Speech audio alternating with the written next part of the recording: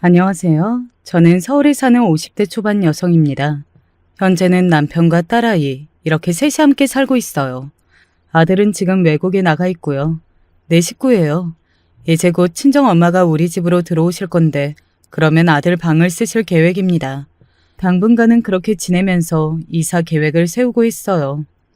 장모님이랑 같이 산다든지 할머니와 같이 산다고 하면 남편이나 자식들은 그다지 좋아하지 않는 경우가 대부분이라고 알고 있는데 저희 가족은 모두 좋아하고 반기는 분위기여서 매일 감사하게 생각하고 있습니다. 그게 쉬운 일이 아니라는 걸 그 누구보다 제가 더 잘 알고 있거든요. 그리고 최근에 겪은 일을 생각하면 더더욱 말입니다. 오늘은 그 최근에 겪게 된 일에 관한 이야기를 해볼까 합니다. 그 일 때문에 저희 친정엄마가 저희 집으로 들어오시게 된 거거든요. 일어나지 않았으면 더 좋았을 일이기는 하지만 그래도 이미 일어나 버린 일이니 가족들끼리 다 같이 잘 극복해 나가야겠죠. 그러기 위해서 여러분에게 털어놓고 싶었는지도 모르겠네요. 저는 어린 시절에 아버지를 잃었습니다. 사고라고 했어요. 너무 하루아침에 세상을 떠나버리셔서 엄마는 늘 작별할 시간도 주지 않는 나쁜 사람이라고 하셨습니다. 그렇게 말을 하는 엄마의 눈을 보면 눈물이 흐르지 않고 있어도 꼭 우는 것 같이 느껴졌던 것 같아요. 아무튼 아버지가 일찍 돌아가셨으니 어머니는 힘들게 저와 남동생을 키울 수밖에 없었습니다. 여자 혼자 제대로 가진 재산과 집 없이 아이 둘을 키우는 게 쉬운 일은 절대 아니잖아요. 제가 나이가 들고 결혼하고 아이를 낳고 나서 보니 더더욱 힘든 일이었다는 걸 새삼스레 많이 깨달았거든요. 온갖 일을 다 하셨어요. 그건 기억이 납니다. 아침에 나가서 잔뜩 지친 얼굴과 발걸음으로 집으로 들어오던 엄마의 모습 말입니다. 참 고맙고 미안하고 그랬던 기억이 아직도 많이 나요. 그리고 나중에 성공하면 엄마를 꼭 호강시켜드려야지 하는 생각도 많이 했던 것 같습니다. 시간이 지나면서 어느 순간 그런 생각을 했다는 것도 잊고 살았지만 말이죠. 지금 와서 돌이켜보면 죄송스러운 마음만 드네요. 이 일이 터지고 나서 생각만 하고 행동하지 않았던 과거에 대해 엄청나게 후회하며 스스로 자책했던 적이 있었거든요. 그때 남편이 해줬던 말이 기억이 나네요. 그래도 당신 정도면 정말 훌륭한 딸이야. 그리고 앞으로 더 잘하고 살면서 갚아도 되니까 너무 자책하지 마. 장모님도 당신이 이러길 바라지 않으셔서 더더욱 말씀 못 하시는 게 아닐까? 지금부터는 저를 울렸고 화나고 슬프고 후회하게 만들었던 그 일에 대해 이야기해 드릴게요. 그러려면 먼저 제 남동생의 이야기를 조금 해야 할 것 같습니다. 그리고 올케에 관한 이야기도 말이죠. 남동생은 공부를 참 잘했어요. 앞서 이야기해 드렸듯 저희 집은 형편이 좋지 않았고 게다가 엄마 혼자 벌어야 했기 때문에 그런 남동생을 뒷바라지하는 게 쉬운 일은 아니었습니다. 거기다가 남동생은 욕심도 참 많은 편이었거든요. 그거 꼭 가야 해? 외국에 안 나가도 되잖아. 누나, 요즘 같은 경쟁사회에 남들 다 가는 외국 한번 안 다녀오고 내가 제대로 된 회사에 취직할 수 있을 것 같아? 형편이 안 되면 못 나가는 거지. 너도 눈을 조금 낮춰봐. 눈 낮춰서? 또 가난하게 살라고? 꿈을 크게 꾸고 멀리 봐야 바뀔 가능성이라도 있는 거야. 누나는 계속 그렇게 살아. 나는 더 크게 꿈꾸고 살 테니까. 너 꿈꾸는 걸로 뭐라고 해? 그러면 엄마가 고생을 배로 해야 하니까 그렇지. 재능이 있는 자식 밀어주지도 못할 거면 왜 나왔대? 그리고 엄마가 할 수 있다잖아. 왜 누나가 나서서 난리야? 그런 놈이었어요. 자기밖에 모르는 이기적인 새끼. 저도 결혼하고 아이를 낳고 하면서 남동생과 교류가 뜸해지면서 잊고 살았었는데 이번 일을 겪고 생각해보니 그놈도 애초에 그런 놈이기는 했습니다. 자기의 성공을 위해 가족의 희생을 당연히 여기는 그런 나쁜 놈 말이죠. 사실 그래도 속으로는 엄마나 저에게 고마워할 걸로 생각했던 것 같아요. 그래도 엄마고 누난데 자신을 위해서 그 고생을 하며 살았는데 하고 말이죠. 지나고 보니 그것도 아니었지만 말입니다. 저도 공부를 꽤 하기는 했습니다. 사실 더 좋은 대학을 갈 수 있었는데 장학금 때문에 눈을 조금 낮춰서 대학에 갔어요. 하지만 그걸로 단 한 번도 엄마를 원망하거나 제 인생을 누군가가 혹은 돈 때문에 망쳤다고 생각해 본 적은 없습니다. 그저 주어진 것에 안에서 최대한 열심히 사는 게 최고라고 생각했거든요. 그런 제 마음이 하늘에 닿은 건지 어떤 건지 저는 좋은 직장에 취직했고 좋은 남편을 만나 아이들을 낳고 잘 살고 있으니까요. 나름대로 성공한 삶이라고 잘 살았다고 늘 그렇게 생각하며 살았어요. 반면 남동생은 늘 불만이 많기는 했습니다. 내가 집만 조금 더 잘 살았어도 더 잘 됐을 텐데. 다른 사람은 몰라도 네가 그런 말을 하는 건 너무 양심이 없지 않냐? 내가 뭐? 너는 하고 싶은 거 다 했잖아. 학교도 장학금 준다는 학교 말고 네가 가고 싶은 곳 갔고 결국에는 해외 연수도 다녀왔고 고등학교 때도 우리 집 못 사는 거 아무도 몰랐다며 네가 학원이나 이런 곳 잘만 다녀서 그건 네가 해준 이야기인 거 알고 있지? 시작점이 달랐을 거라는 이야기잖아. 나는 시작점이 손해를 보고 시작을 한 거니까 악착같이 더 열심히 한 거고.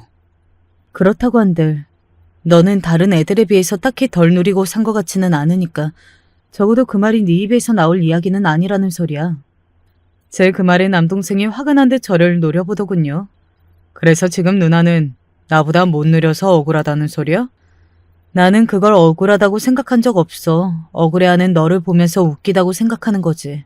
다른 사람도 아니고 네가. 그래, 너 잘났다. 남동생은 이를 갈며 그렇게 말했지만 사실 제 말이 다 맞는 말이었기 때문에 뭐라 반박하지는 못하고 이만 악물었어요. 뭐 아들이라 자신을 더 해주는 게 맞았다고 말했다가도 전에 저에게 그니까 네가 더 받았으니 억울해하지 말라는 말을 들었던 적이 있었거든요. 아무튼 남동생은 좋은 대학을 나와서 좋은 직장에 취직했습니다. 하지만 그런데도 늘 불만이 있기는 했어요. 승진해서 떨어져도 이게 다 자기가 내세울 만한 다른 조건이 없어서 그런 거다. 우리 집도 다른 집처럼 인맥도 좋고 돈도 많고 했으면 안 떨어졌을 거다. 이러면서 언제나 남 탓맛을 했으니까요. 그래서 결혼을 정말 재고 또 재서했습니다. 조건 좋은 여자와 결혼하기 위해서 정말 많이 노력했어요. 결혼을 꼭 그렇게 조건만 보고 해야 하냐? 우리 집이 배경이 이러니 아내라도 배경이 좋아야지. 그래야 나도 무시 안 당하고 태어날 내 이세도 무시 안 당하는 거야. 네가 대체 어디서 그렇게 무시를 당했다고 그러는 거야? 누나랑은 말이 안 통하니까 그냥 말을 말자. 내가 내 아내 고르겠다는데 왜 간섭이야? 누나랑 같이 살 것도 아닌데? 따지고 보면 남동생의 그 말도 맞는 말이기는 했습니다. 저랑 같이 살 것도 아니고 자기 아내 고른다는 건데 제가 나서서 감나라 배나라 하는 것도 웃기잖아요. 그래서 그러던가 말던가 관심을 끊었던 것 같아요. 어느 날 결혼할 여자라면서 여자 하나를 데리고 왔을 때 아, 드디어 마음에 드는 여자를 골랐는 모양이다 했습니다. 그리고 올케는 예상대로 조건이 괜찮은 사람이었어요. 올케네 집안이 부모님이 두 분 모두 전문직에 종사하셨다고 했습니다. 그리고 올케의 할아버지에게 물려받은 재산도 꽤 되셔서 서울의 좋은 동네에 자가가 있다고요. 그런 집의 외동딸이라는 이야기를 들었습니다. 올케 본인도 좋은 여대를 나와서 좋은 직장을 다니는 사람이었어요. 한 가지 단점이 있다면 인물이 너무 아니지 않니? 사람 인물만 보고 판단하고 그러면 안 돼. 그래도 내가 네 동생을 몰라? 여태 얼굴만 보고 여자 만나던 애니까 그렇지. 결혼은 조건 좋은 여자랑 하고 싶어 했잖아. 그게 문제야. 그 조건만 보고 하는 것 같아서 나중에 언젠가 탈이 나지 않을까 해서. 올케 인물이 영 아니기는 했거든요. 물론 사람을 생긴 것만 보고 판단하는 건 나쁜 행동이지만 엄마와 저는 그 누구보다 남동생의 취향이랄지 성향이랄지 그런 걸 잘 알고 있는 사람이었잖아요. 예쁜 여자를 굉장히 좋아하는 애였거든요. 늘 만난다는 여자들도 몸매 좋고 얼굴도 예쁘고 이런 여자분들이었고요. 그래서 오로지 조건 하나만 보고 하는 것 같은 게 걱정이 조금 되기는 했습니다. 사람과 하는 결혼인데 사람을 좋아해서 하는 것 같아 보이지 않았거든요. 올케를 대하는 남동생의 태도에서도 조금 그런 게 보였고 말이죠. 뭐라 말할 수 없는 여자의 직감 같은 거라 자세히 설명해 드릴 수는 없지만 말입니다. 아무튼 그렇게 시작부터 마음이 썩 놓이는 결혼은 아니었습니다. 하지만 결혼을 하고 나름대로 잘 사는 것 같았어요. 별 문제 없이 말이죠. 그래서 그냥 살아보니 좋은 사람이라 정도 쌓이고 아이도 낳고 이렇게 잘 지내나 보다 하는 생각을 하던 어느 날이었습니다. 그 사람 예전에 여자친구들이 다 예뻤어요? 어느 날 올케가 아무런 맥락 없이 그런 질문을 하더군요. 제가 움찔 놀랐던 기억이 있어요. 왜? 아니, 우연히 전 여자친구랑 찍은 사진을 봤는데 그 안에 여자분이 되게 미인이셔서요. 다른 여자친구들도 그랬나 싶어서. 나는 걔 여자친구 잘 몰라. 나한테 소개해준 사람은 올케가 처음이었어. 아, 정말요? 어, 그래서 잘 몰라. 어머님도 모르실까요? 그러시지 않을까? 엄마도 소개받은 여자친구는 올케가 처음이었을걸? 뭐 거짓말은 아니기는 했습니다. 오다 가다 얼굴을 본 적은 있어도 정식으로 자기 여자친구라고 가족들에게 소개해준 사람은 올케가 처음이기는 했거든요. 그러니 따지고 보면 맞는 말이기는 했습니다. 그리고 엄마한테도 그렇게 이야기하라고 했고요. 올케는 그 뒤로도 조금 예민하게 이것저것 묻기는 했지만 저나 엄마나 남동생의 연애 사이 자세히 아는 건 없었기 때문에 그냥 별다른 문제 없이 넘어갈 수 있었어요. 올케와 엄마는 그다지 친하거나 사이가 좋은 고부간은 아니었습니다. 엄마는 올케와 친하게 지내고 싶어 하기는 하지만 올케의 성격에 어딘가 결함이 있어 보이기는 했어요. 그래서 그게 쉽지 않았고요. 그 결함은 바로 열등감이었습니다. 앞서 이야기했던 남동생의 전 여자친구들에 대해 상당히 궁금해했다고 했잖아요. 근데 다른 것보다 외모에 굉장히 집착했거든요. 얼마나 예뻤냐, 원래 예쁜 여자만 만났냐, 뭐 그런 것들을 자주 묻기도 했지만 함께 어디론가 가는 날에는 길거리에서 예쁜 여자들만 보면 욕을 하지 않고서 그냥 지나가는 일이 없었어요. 옷이 저게 뭐야? 너무 경박스러워. 화장을 뭐 저렇게 두껍게 했대? 진짜 긁으면 긁히겠다. 길거리를 지나다니는 여자들이 딱히 뭔가를 하지 않고 그냥 지나가기만 해도 그런 말을 꼭 한마디씩은 하고 지나가더라고요. 그걸 보고 알 수 있었습니다. 외모에 대한 열등감이 상당하다는 사실을 말이죠. 자랑 같지만 저희 집 식구들이 한 인물하는 편이거든요. 남동생도 그렇고 저도 그렇고 말이죠. 엄마가 늘 너희 아버지가 너무 잘생기셔서 둘 다 그걸 닮았다고 자주 이야기해 주셨었습니다. 올케도 사실 남동생의 얼굴을 보고 너무 잘생겨서 좋았다고 그런 말을 여러 번 한 걸 들은 적이 있고요. 그런데 남동생의 전 여자친구가 상당히 미인이라는 걸 알았으니 신경이 안 쓰이지 않았을 겁니다. 저라도 올케의 상황이었다면 신경이 많이 쓰이기는 했을 거예요. 열등감이 심한 사람들은 그 기운이 주변에도 퍼지는 법이거든요. 그래서 엄마나 저나 올케를 성격적으로 그다지 좋아하지는 않았던 것 같아요. 그런 걸 다 떠나서도 정이 가는 유형의 사람이 아니기도 했고 말이죠. 그래도 아이를 둘이나 낳고 잘 살았습니다. 그래서 그냥 지들끼리 좋은가 보다 이렇게 생각하고 별 문제를 삼거나 별다르게 생각하지는 않았던 것 같아요. 그러던 어느 날이었습니다. 형님, 지금 빨리 병원으로 좀 오셔야 할 것 같은데요? 어머님이 쓰러지셨어요. 뭐? 엄마가 쓰러지셨다는 전화를 올케에게서 받고 회사에서 나와 급하게 병원으로 향했습니다. 어떻게 회사에 말하고 나왔는지, 택시로 어떻게 잡아타고 병원으로 갔는지 그런 것들이 하나도 생각이 나지 않아요. 그만큼 굉장히 많이 놀랐다는 거겠죠. 다행히 문제가 심각하지는 않은데 그래도 혼자 지내시기에는 불편하실 거예요. 중풍이라고 했습니다. 뭐 심한 건 아니었는데 그래도 손과 발이 조금 불편해지긴 하셔서 혼자 지내시기에는 무리가 있으실 거라고 말이죠. 올케랑 같이 있을 때 쓰러지신 거야? 아니요. 저도 전화 받고 온 거예요. 장 보시다가 그렇게 되신 것 같더라고요. 밖에서 쓰러지신 것이 그래도 천만다행이라고 생각했습니다. 그래서 일찍 병원에 오신 거고 그래서 크게 문제가 되지 않은 거니까 말이죠. 하지만 문제가 아예 생기지 않은 건 아니니 가족들끼리 회의를 할 필요가 있기는 했어요. 내가 모실게. 남동생이 그런 이야기를 하더군요. 제가 너무 당황해서 놀란 얼굴로 남동생에게 물었습니다. 네가?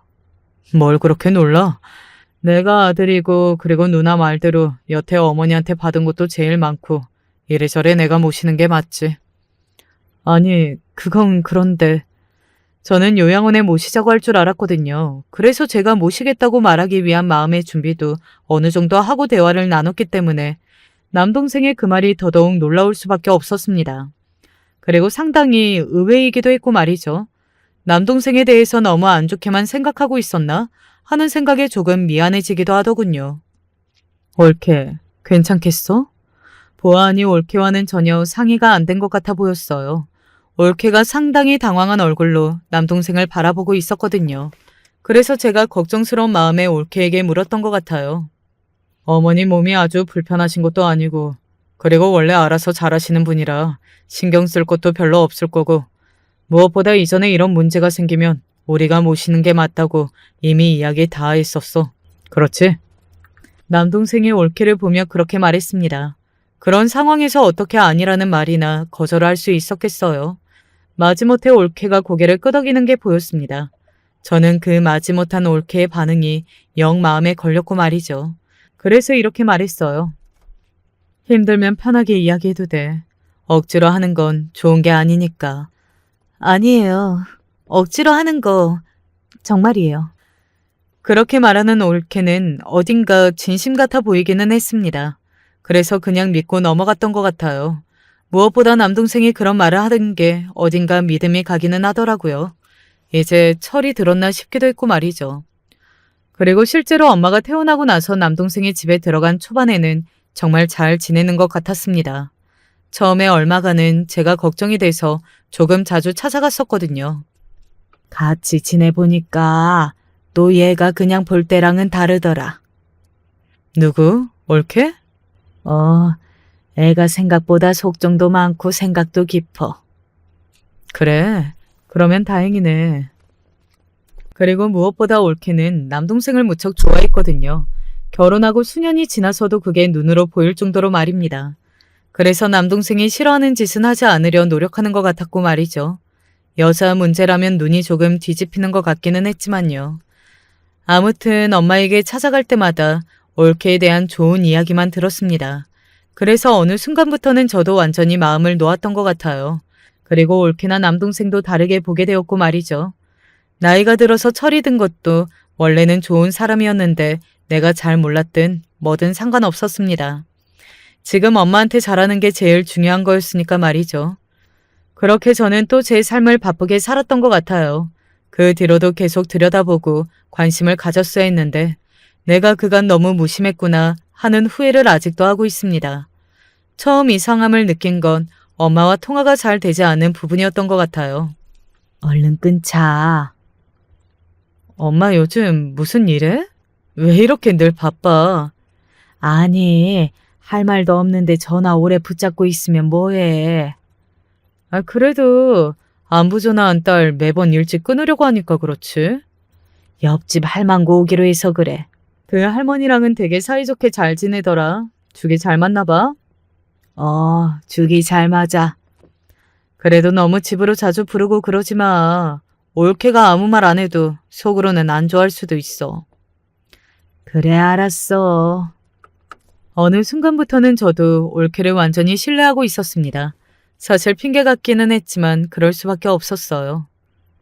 오늘 어머님이 몸이 좀 안 좋으신 것 같은데 혹시 어머님 전복죽 좋아하세요? 어머님은 자꾸 괜찮다고 하시는데 혹시 어머님 좋아하시는 음식이 뭐가 있어요? 뭐 그런 식으로 시시때때로 올케는 엄마에 관한 이야기들을 저에게 물어왔어요. 잘하려고 노력하는 게 느껴졌습니다. 그래서 정말 한치의 의심도 하지 않았어요. 오히려 그동안 올케를 조금 오해하고 있었던 것 같아서 미안하기까지 했으니까요. 남동생과도 그런 대화를 나눴던 기억이 있어요. 올케가 생각보다 사람이 괜찮은 것 같더라. 그걸 이제 알았어? 아니, 엄마한테 잘하려고 노력하는 게 보여서. 말을 좀 틱틱거리면서 해서 그렇지 착해. 그거 아니었으면 나도 결혼 안 했어. 조건 보고 한 건 아니고. 물론 그것도 있지만. 뭐 아무튼 결혼을 잘한 것 같다는 생각까지 할 정도였으니까요. 그래서 저는 마음을 완전히 놓았던 것 같아요. 올케가 엄마한테 잘한다는 확신을 했었으니까요. 지금에 와서 생각해보면 참 저도 바보 같았다는 생각이 드네요. 그러던 어느 날이었습니다. 형님, 저 진짜 못 살겠어요. 무슨 일인데 그래? 엄마의 이야기를 종종 나누면서 올케와 저는 그 전보다 편하게 대화를 나누는 사이가 됐었거든요. 그런데 어느 날 그렇게 전화가 와서는 울더라고요. 너무 놀라서 무슨 일이냐 물었었습니다. 이 사람 바람난 것 같아요. 뭐, 바람? 남동생이 바람을 피우는 것 같다고 울더군요. 제가 남동생에게 확인을 해보겠다고 하니 그런 저를 극구 만류했습니다. 형님한테 순순히 다 말할 것 같지도 않고 또 그러다가 저한테 이혼이라도 하자고 하면 어떡해요? 저는 그 이랑 못 헤어지는데. 그런 게 어딨어. 그렇다고 이렇게 묻고 지나갈 거야? 이런 건 용서를 해주더라도 다 밝혀서 다시는 그런 짓을 못하게 해야지. 안 돼요. 그러다 이혼이라도 하자고 하면 저는 못 살아요. 어디 털어놓을 곳이 없어서 저한테 전화해서 이렇게 이야기한다는 올케가 안타깝고 불쌍했습니다. 그리고 미안하기도 했던 것 같아요. 지금 와서 생각해보면 남동생이 바람을 피운 걸 확실하게 확인한 것도 아닌데 제가 올케에게 미안한 감정을 느낀 것도 웃기고 그리고 그런 올케의 말을 은연중에 믿었다는 것도 웃기지만 당시에는 그랬습니다. 그렇게 미안한 감정을 느끼고 나니 올케에게는 더더욱 뭔가 서운한 말이라던가 행동들을 할 수가 없겠더라고요. 그리고 그런 상황에서도 엄마에게 잘하는 걸 들으면서 참 많이 고마웠던 것 같았습니다.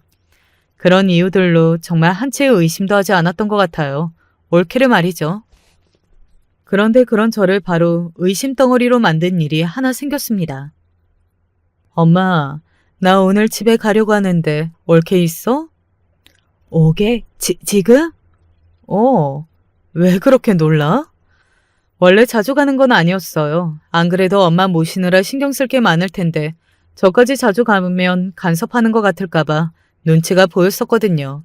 게다가 저는 올케한테 미안하고 고마운 감정을 느끼고 있었을 때니까 더더욱 말입니다. 아니, 며느리한테 이야기하고 오는 건가 해서. 이야기했어.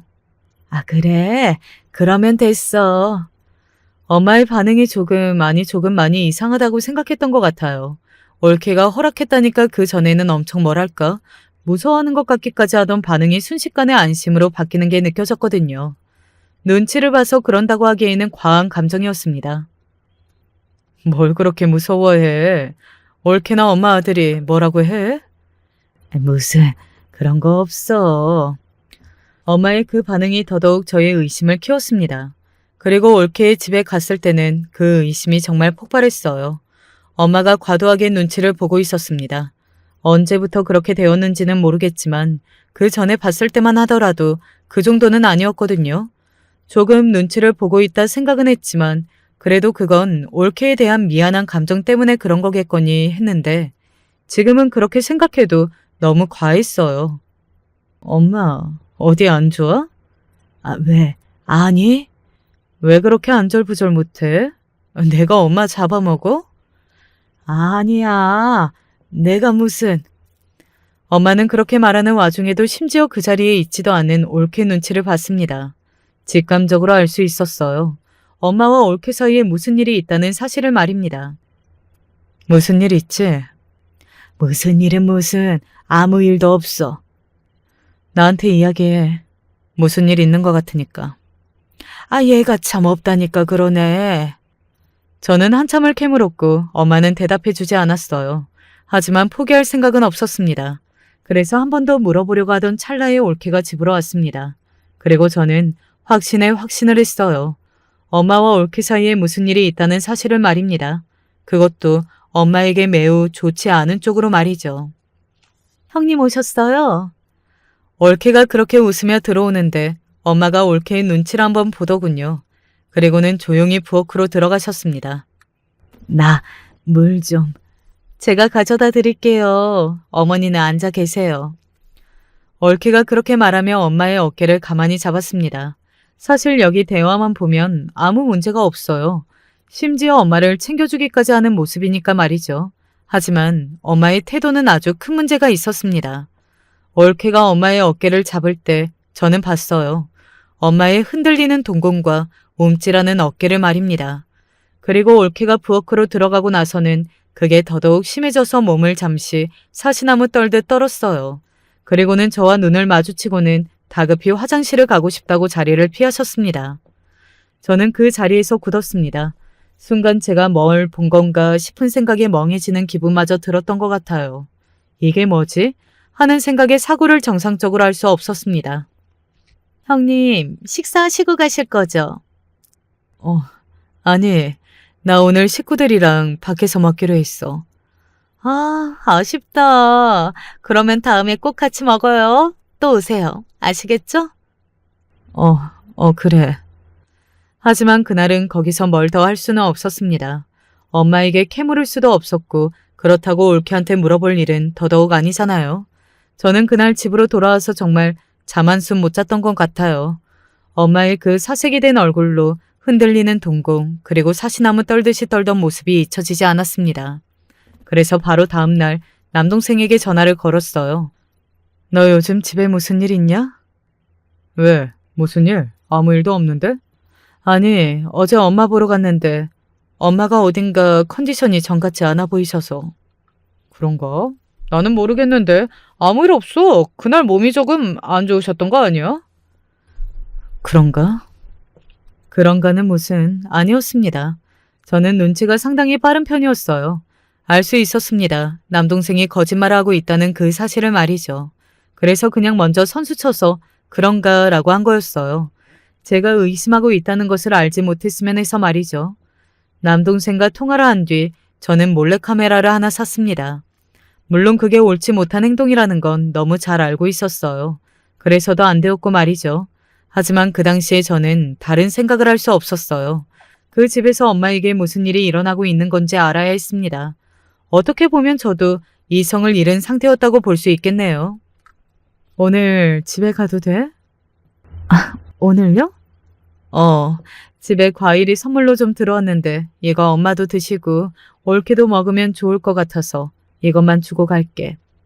네, 그러세요. 이것만 주고 금방 올 거야. 나도 오늘 오래 못 있어서. 그렇게 안심시키고는 다시 올케 집으로 향했습니다.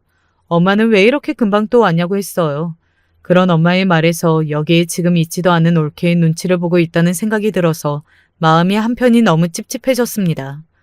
엄마가 화장실에 간 사이에 거실 한편에 들고 온 몰래카메라를 설치했어요. 그리고 볼 일이 있다고 오늘은 정말 과일만 주러 온 거라고 금방 나왔습니다. 엄마는 왜 왔냐고 했으면서도 제가 금방 간다고 하니 아쉬워하더라고요. 단순히 아쉬워하는 걸 넘어서는 그 느낌에 제가 다시 한번 물었어요. 엄마, 요즘 정말 무슨 일 없지? 얘가 지난번부터 왜 그래? 정말 아무 일 없어. 잘 지낸다. 알았어. 그러면 됐어. 그러고는 집을 나왔습니다. 마음이 정말 복잡했어요. 같은 가족을 의심하고 이런 행동까지 한다는 것도 그랬고 엄마도 걱정되었습니다. 그냥 저 하나 미친년 되고 끝나는 거였으면 좋겠다는 생각을 가장 간절하게 했던 것 같아요. 사실은 아무 문제가 없고 저 혼자 이런 말도 안 되는 짓을 하는 거였으면 하고 말이죠. 그리고 집으로 돌아와 휴대폰으로 몰래카메라에 찍히고 있는 남동생의 집 거실을 봤습니다. 언제 들어왔는지 올케가 집에 들어왔더라고요. 오늘 형님 왔다 갔다면서요? 과일만 놓고 갔어. 부엌에뒀다. 거기까지는 정말 아무 일이 없어 보였습니다. 아무 문제도 없어 보였고요. 그런데 그 뒤에 이어진 올케의 말에 순간 제 귀를 의심했던 것 같아요. 진짜 요즘 왜 이렇게 우리 집에 처우고 지랄이야 진짜. 얼굴 볼 때마다 한 대 쥐어 패고 싶은데. 저한테 하는 말인 건지 하는 생각이 들더라고요. 그리고 엄마도 놀랐는지 올케를 가만히 바라보는 게 보였습니다. 올케는 그런 엄마의 시선을 느꼈는지 엄마를 바라봤어요. 올케의 그 시선에 엄마가 움찔하고 놀라는 게 보였습니다. 뭘 봐요? 어머님도 또 한 대 맞고 싶으세요? 또 한 대 맞고 싶으세요? 그 말이 제 뇌를 때리고 들어왔어요. 또 맞고 싶냐니 맞고 싶냐는 말을. 시어머니에게 하는 것도 경악스러운 일이었지만 또라니요? 그러면 이전에 이미 엄마를 때린 적이 있다는 말이잖아요. 제가 그런 생각들로 정상적인 사고를 하지 못하고 있을 때였습니다. 형님 아직 모르시는 거 확실하죠? 그래. 아이씨. 대답 좀 제대로 못해요? 진짜 짜증나게. 올케는 그렇게 이야기하며 뭔가를 엄마에게 집어 던졌습니다. 던져질 때는 몰랐는데 바닥에 떨어지면서 깨지는 소리가 났어요. 컵이나 뭐 그런 거지 않았을까 합니다. 저는 다리에 힘이 풀려 그대로 주저앉았던 것 같아요. 당장이라도 올케의 집으로 달려가고 싶었지만 몸에 힘이 들어가지 않았습니다. 그런데 그렇게 제가 멍하니 정신을 차리지 못하고 있는 사이 남동생이 들어오는 게 보였어요. 그 화면 안으로 말입니다. 그리고 저는 더 충격적인 장면을 보게 되었습니다. 뭐가 이렇게 시끄러워? 미안. 근데 어머님이 또 어머님이 왜? 나를 또 이상한 사람 보듯이 보니까 그건 모르겠고 나는 그냥 집에서 시끄러운 소리만 안 나왔으면 좋겠다고 몇 번을 말해. 내가 어려움 부탁해? 그게 어려워? 어? 아니, 미안해. 어머님도 주의 좀 해주세요. 하루 종일 밖에서 시달리다 집에 들어왔는데 집에서까지 듣기 싫은 소리 들어야겠어요? 남동생의 그 말에 잘 보이지는 않았지만 엄마의 얼굴이 어딘가 절망으로 바뀌는 것 같았습니다. 저는 그런 엄마의 반응에 더더욱 슬퍼졌던 것 같아요. 제가 무너지는 느낌을 받았거든요. 제가 이런데 엄마는 오죽했겠냐고요. 그래, 미안하다. 네, 주의 좀 해주세요. 자기 밥 안 먹어? 먹고 왔어. 남동생의 그 말에 올케가 그 자리에서 굳는 게 보였습니다. 그리고 조금 전과는 완전히 다른 말투로 남동생에게 물었어요. 날카롭게 말입니다. 누구랑? 누구라고 하면 당신이 알아? 왜 이렇게 꼬치꼬치 캐물어? 남동생은 그렇게 말하고서는 방으로 휙 들어가 버렸습니다. 남겨진 올케가 분노로 온몸을 떠는 게 보였어요. 그리고 엄마는 그런 올케를 굉장히 불안하고 무서운 눈으로 바라보고 있었습니다. 그 모든 장면이 너무 비현실적이라 실감이 나지 않았던 것 같네요. 올케는 그렇게 소리를 지르더니 닥치는 대로 뭔가를 집어던지기 시작했습니다. 손에 잡히는 것들을 다 던졌어요. 시끄러운 게 그렇게 싫다던 남동생은 방 안에서 그 모든 것들을 다 듣고 있을 게 뻔했지만 나오지 않더군요. 그만하거라. 응? 엄마의 간절한 말투로 올케에게 그렇게 말했습니다. 그리고 엄마의 그 말에 올케의 시선이 엄마에게로 향했어요. 그리고는 엄마를 향해 소리를 질렀습니다. 이게 다 당신 때문이야. 당신이 이 집에 들어오고 나서 제대로 되는 게 하나도 없어. 죽어, 죽어! 올케는 그렇게 이야기하며 엄마를 때리기 시작했습니다. 저는 그 자리에서 벌떡 일어났어요. 더 이상 보고 있을 수만은 없었습니다. 급하게 집을 나가는데 마침 들어오던 남편과 마주쳤어요. 남편은 사색이 된 저를 잡아 세웠습니다. 무슨 일이야? 당신 왜 그래? 나 당장 엄마 데리러 가야 해. 왜? 무슨 일인데? 아니, 그거 설명해 줄 시간이 없어. 일단 내 차 타. 당신 지금 운전하면 안 되는 상태 같아. 사색이 되어 손을 덜덜 떠는 저를 보고 무슨 일이 나기는 한 모양이라는 걸 안 남편이 자신이 운전하겠다고 하더군요. 저는 순순히 남편 말을 따랐습니다. 정말 몸에 힘이 들어가지 않기는 했거든요. 그렇게 저는 남동생의 집 앞에 도착했어요. 사실 비밀번호를 알고 있었거든요. 그게 실례라는 걸 아니까 단 한 번도 문을 열고 들어간 적은 없었지만 말이죠. 비밀번호를 누르고 거침없이 바로 집으로 들어갔습니다. 당황한 남편이 뒤에서 따라오는 게 느껴졌어요. 그리고 그 안에서는 여전히 올케가 엄마를 향해 폭력을 휘두르고 있었고요. 아니, 이게 지금 무슨 일? 남편이 너무 놀라서 그 자리에서 굳는 게 보였어요. 그리고 저와 남편의 인기척을 느낀 올케가 돌아보는 게 보였습니다. 올케도 놀라서 순간 그 자리에서 굳었고 그런 올케에게 맡고 있던 엄마도 그건 마찬가지였어요. 야, 이 미친년이! 저는 그렇게 소리를 지르며 올케의 머리채를 잡았습니다. 남편이 멍하게 서 있다가 저를 말리기 시작했고 저와 남편이 온 소리에 남동생이 방 안에서 나오는 것도 보였어요. 그 미친 새끼가 그동안은 안 나와보다가 말이죠. 아니, 누나, 매영, 이 시간에 여긴 어떻게... 그게 중요한 게 아니라 이게 다 무슨 일이야? 그리고 거기 멀뚱히 서 있을 거야? 남편의 그 말에 남동생이 서둘러 저희 쪽으로 와 저와 올케를 떼어놓았습니다. 이건 내가 오늘 전현 죽이고 나도 그냥 감옥 가려니까. 아이고, 그만해라, 그만해. 엄마가 울면서 제 다리를 붙잡지만 않았어도 저는 정말로 그렇게 했을지도 모릅니다. 그만큼 화가 많이 났거든요.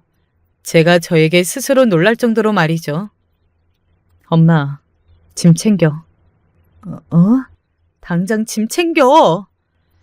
저는 엄마에게 소리를 질렀습니다. 그게 지금 돌이켜보면 너무 후회가 되는 것 같아요. 엄마가 잘못한 게 하나도 없는데 왜 그렇게 엄마에게도 화를 내었는지 말입니다. 장모님, 얼른 짐 챙겨서 나오세요. 네?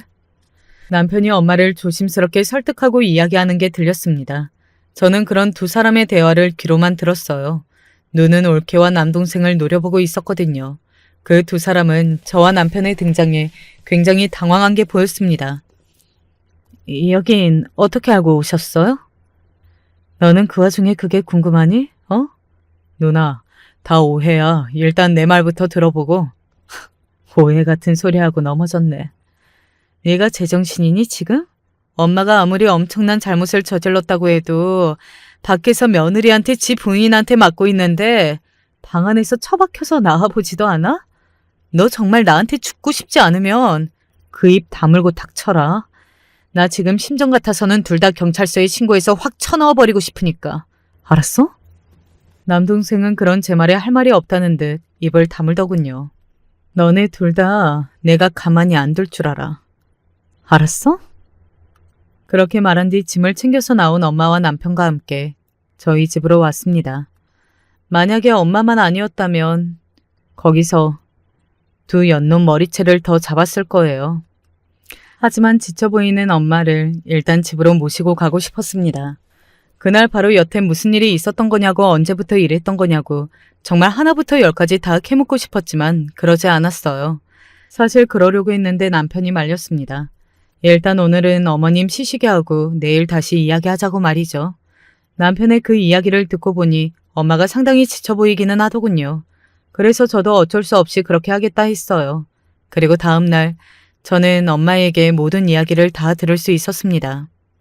처음부터 그랬던 건 아니었다. 처음에는 지도 잘하려고 노력했어. 지금 그게 중요한 게 아니잖아. 그런데 어디서 네 동생이 바람을 피운다는 말을 듣고 와서는 난리를 친 게 처음이었어. 집에 물건을 다 집어 던졌는데 그거 하나를 내가 맞았거든. 그 이후로 자기 마음에 안 드는 일만 있거나 신경에 거슬리는 일만 있으면 그랬다. 그 개자식은 그걸 알면서도 모르는 척한 게 맞고 처음에는 그래도 지나가듯 지 마누라한테 뭐라고 하는 것 같기는 하더라만 어느 순간부터는 그러지도 않더라. 왜 나한테는 말 안 했어? 네가 이렇게 속상해할까 봐서 그랬지. 그리고 금방 괜찮아질 거라고 생각한 게 이렇게 됐다. 나도 이렇게까지 될 줄은 몰랐어. 엄마의 말을 들으니 엄마의 마음이 이해되기는 했습니다. 저를 걱정시키고 싶지 않은 마음, 그리고 자식의 허물을 다른 사람에게 알리고 싶지 않은 마음, 그리고 어찌되었든 자기 아들이 잘못한 게 있기는 했으니 며느리에 대한 조금의 미안한 마음도 있었겠죠. 그렇다고 한들 엄마를 이렇게 만든 올케와 반감만 했던 남동생을 용서할 마음이 들지는 않지만 말이죠. 저는 다음날 바로 변호사를 만났습니다. 저는 올케를 가만히 둘 생각이 없었거든요. 엄마는 조금만 더 생각해보자고 했지만 그럴 일이 아니라고 생각했어요. 그리고 올케에게 소송을 걸기로 결론 지었습니다. 올케는 그 소식을 들은 건지 누구보다 빠르게 저를 찾아왔어요. 제가 죽을 죄를 지었어요. 그러면 죽어. 그런 제 말에 올케는 아무 말도 하지 못하더군요.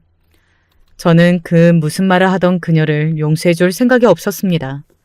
그리고 네 남편한테 전해라. 너도 내가 가만히 안 둘 거라고.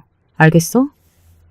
알고 봤더니 동생이 엄마를 모시겠다고 한 이유도 엄마가 가지고 있는 재산 때문이었더라고요. 엄마가 그간 모아둔 돈이 꽤 됐거든요. 혹여나 제가 모신다고 하면 저한테 그 돈이 다 갈까 봐서 선수를 친 겁니다. 그 개자식이요.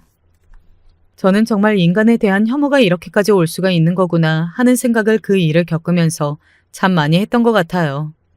그래도 가족이라고 그 지경의 인간은 아닐 걸로 생각했던 것과 단편적인 부분들만 보고 너무 쉽게 사람을 믿어버린 것에 대한 후회가 밀려왔습니다.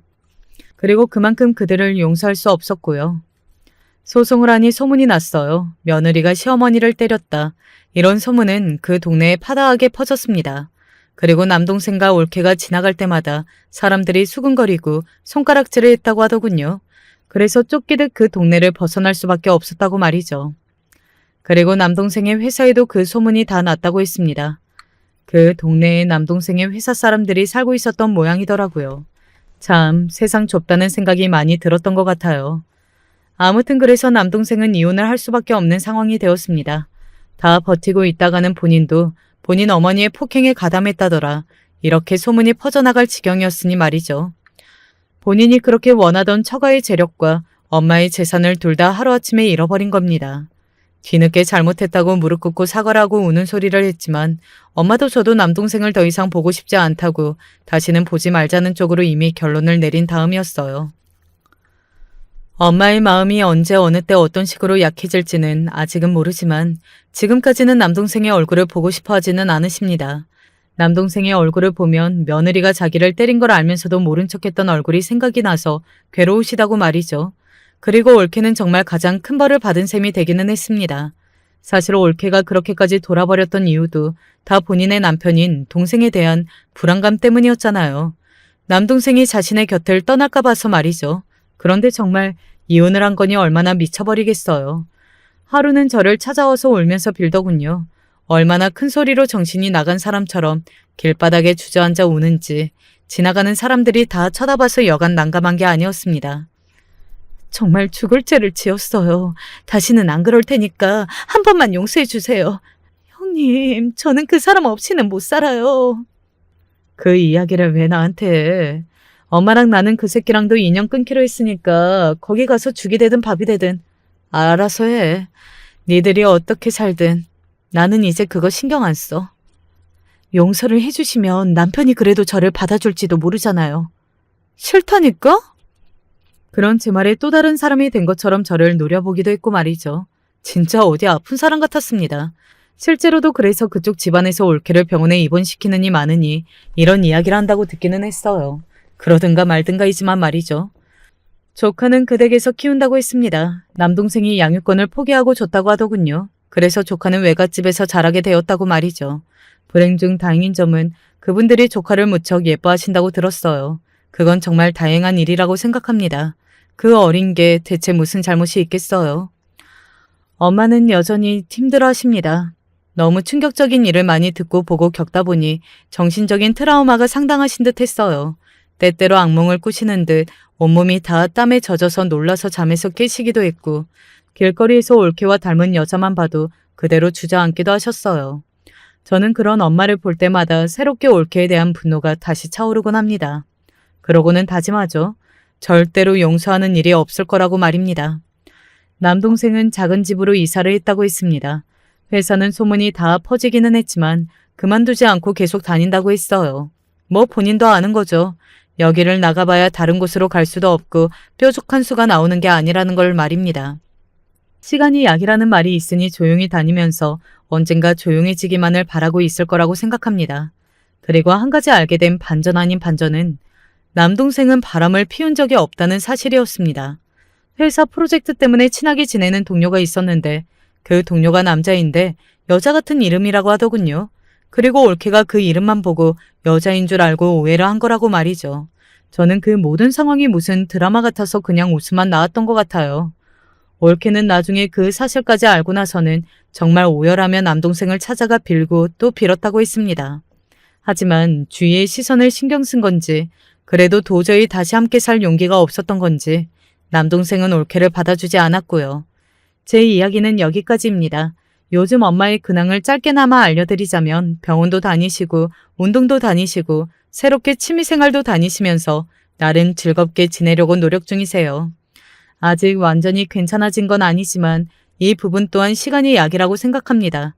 그리고 저와 남편 그리고 딸아이가 옆에서 세심하게 돌봐드리고 있으니 더더욱 빨리 괜찮아질 거라고 말이죠. 엄마는 저희에게 부담이 되고 싶지 않으시다며 요양원에 간다고 하셨지만 남편이 극구 반대했어요. 그래서 지금은 더 큰 집으로 이사를 가기 위해 집을 알아보고 있습니다. 새삼 제가 결혼을 참 잘했구나 하는 것도 느끼고 있는 요즘이네요. 제 이야기는 여기까지입니다. 어떻게 들으셨는지 모르겠네요. 많은 분이 화도 내고 또 슬프기도 하고 여러 감정을 느끼셨을 걸로 생각합니다. 이 일을 겪는 내내 제가 그랬던 것처럼 말이죠. 정말 이번 일로 많은 생각을 했거든요. 그리고 가족이 얼마나 가족에게 상처를 줄 수 있는지, 또 그 가족이 얼마나 힘이 되는지도 한꺼번에 말이죠. 저는 이제 그만 사연을 마무리해야 할 것 같네요. 마지막까지 제 이야기 함께 들어주셔서 감사합니다. 늘 건강하세요. 저희 어머니는 누구보다도 밝은 분이셨습니다. 자식들에게도 좋은 어머니였고 아버지에게도 좋은 아내였으며 주변 사람들에게도 언제나 칭찬과 선망이 대상이 될 만큼 자애로운 분이었죠. 살면서 저희 어머니를 본 모든 분들은 어머니에게는 국이 먹고 맑다는 칭찬을 자주 해주셨습니다. 다른 형제들 때문에 어머니는 저희 외할머니와 외할아버지에게 그다지 사랑받는 자식이 아니었습니다. 저희 외할머니와 외할아버지는 자식 차별이 심하신 분이었거든요. 그럼에도 불구하고 저희 어머니는 다른 사람들에겐 늘 웃음과 사랑을 나눠주실 수 있는 좋은 분이었어요. 저에게는 형제가 5명이 있습니다. 저는 셋째이고 위에 오빠 2명과 아래로는 여동생 2명이 있어요. 자라면서 작은 것 가지고 싸우기도 참 많이 싸웠습니다. 여느 애들처럼 말이죠.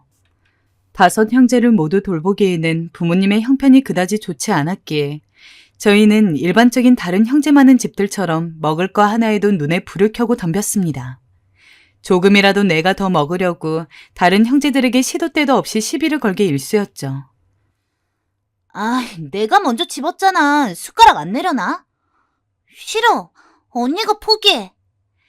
얘들아, 형제끼리 그런 걸로 싸우면 안 되지, 응? 나눠 먹어야 착한 어린이지. 엄마, 얘가 내 거 가져간다고. 얼른 혼내줘. 엄마, 언니가 내 거에 손댄 거야. 내 잘못 아니라고. 언니가 잘못한 거야. 아휴, 애들도 참.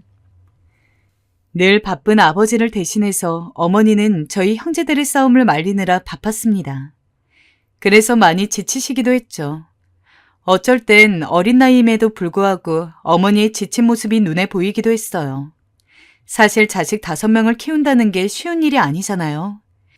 저 땐 다들 자식들을 많이 낳고 기르는 추세였지만 여러분도 자식 키워보셨으면 아실 거예요. 하나둘 키우기도 숨이 차오를 정도로 버거운데 5을 기르며 일까지 하셨으니 얼마나 고생이 많으셨겠어요. 하지만 어머닌 티도 안 내셨어요. 그저 이게 부모라며 자기의 역할이라는 듯 묵묵히 고생하시고 또 인내하셨습니다. 그래도 그때는 다들 어렵고 순진했기에 별다른 문제가 있지도 않았습니다. 기껏해야 작은 것 가지고 싸우다가 혼나고 화해하는 게 전부였으니까요. 하지만 첫째 오빠가 커가면서 조금씩 말썽을 부리기 시작했습니다. 아직 어렸던 저 그리고 동생들조차도 첫째 오빠가 부모님을 힘들게 한다는 것을 알 수 있을 정도로 말이죠. 엄마 아빠는 나한테 신경 좀 꺼요. 내가 알아서 할 거니까. 문서가 도대체 왜 그러니? 엄마가 그만 좀 하랬잖아. 언제까지 엄마 속을 썩여야겠니? 내가 무슨 엄마 속을 썩여요. 신경 쓰지 말라니까. 나한테 관심 좀 끄라고요. 첫째 오빠는 학창시절에 흔히 말하는 양아치 패거리와 어울렸습니다. 매일 밤 늦게 집에 들어왔고 어쩌다가는 아예 집에 발길조차 끄는 적이 많았어요. 그럴 때마다 어머니는 집안에 큰 관심이 없는 아버지를 대신해서 첫째 오빠를 찾아다니느라 밤새 바깥을 돌아다니다 오기도 했습니다. 엄마, 형은 엄마가 그런다고 해서 전혀 신경도 안 써요. 그러니까 엄마도 이제 좀 포기하세요. 보다 못한 둘째 오빠가 그런 어머니를 말린 적도 많았습니다. 사실 어린 제가 보기에도 첫째 오빠는 정말 어머니가 본인을 얼마나 사랑하고 생각하는지를 알고 있다면 그렇게까지 부모님 가슴에 대못을 박을 리 없다는 생각이 들 정도로 어머니를 막대했습니다. 내 배 아파 낳은 자식인데 어떻게 엄마가 돼서는 내 자식을 포기하겠니? 우리 둘째가 엄마 걱정해주는 건 잘 알고 너무 고마워. 하지만 엄마는 괜찮아? 하지만 어머니는 언젠가는 첫째 오빠가 다시 예전처럼 착한 아들로 돌아올 것이라고 굳게 믿으셨습니다. 그래서 첫째 오빠가 몇 번이고 경찰서에 잡혀 있어도 언제나 말로쏘마 타이르며 다시 집으로 데려왔고 방관을 하다가도 첫째 오빠의 버릇없는 행동에 머리 끝까지 화가 난 아버지가 첫째 오빠를 때리려고 몽둥이를 찾아다닐 때도 온몸을 던져 아버지를 막았고 언제부턴가 저희는 뒷전이고 첫째 오빠만을 챙기기 시작했습니다. 어린 마음에 어머니가 저희 신경을 안 쓰고 매일 첫째 오빠만을 부르는 게 짜증났어요. 나도 엄마 좋아하는데 둘째 오빠랑 동생들도 엄마 좋아하고 엄마랑 시간 보내고 싶은데 왜 맨날 엄마는 집에 들어오지도 않고 사고만 치는 첫째 오빠 때문에 우리랑은 놀아주지도 않지? 다른 형제들 중에서도 저는 유독 그런 생각이 심했습니다. 자꾸 어머니를 힘들게 하는 첫째 오빠도 싫었고 그런 첫째 오빠를 졸졸 따라다니느라 저는 안중에도 없는 어머니도 싫었습니다. 그래서 어느 날은 어머니한테 심한 말도 했어요. 자꾸 그럴 거면 나가서 첫째 오빠 엄마만 하면서 살라고요. 그 말이 얼마나 어머니 가슴에 비수를 꽂을 정도로 아팠는지 그때 저는 몰랐습니다. 허망해 보이는 어머니 표정을 보고도 그저 제가 마음 상한 게 더 중요했기 때문에 제가 잘못했다고 생각 안 했어요. 하지만 딱 그로부터 하루 뒤 저는 어머니에게 그런 모질고 나쁜 말을 했던 제 자신을 평생 동안 후회할 일이 생기게 되었습니다. 혹시 김선자 씨네 댁 맞으십니까? 지금 김선자 씨가 교통사고를 당하셔서 현재 무진병원 응급실에 있습니다. 바로 와주셔야 할 것 같습니다. 저의 이야기를 들은 어머니는 한동안 말이 없으셨습니다.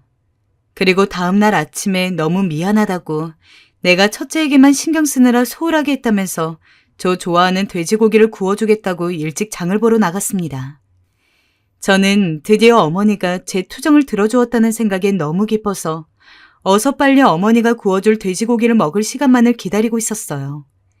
그러다가 전화가 와서 집에 있던 둘째 오빠가 받았는데 그 내용이 바로 어머니가 사고를 당했다는 이야기였죠. 우왕좌왕하면서도 둘째 오빠는 아버지에게 전화를 걸었습니다. 아빠, 엄마가 교통사고를 당했대. 지금 응급실이라는데 얼른 가야 할 것 같아. 대체 이게 무슨 일인지 영문도 모른 채 동생들과 함께 어리벙벙하게 있던 저는 둘째 오빠 손에 이끌려서 대충 외투만을 걸치고 슬리퍼 차림으로 밖에 나가야 했습니다.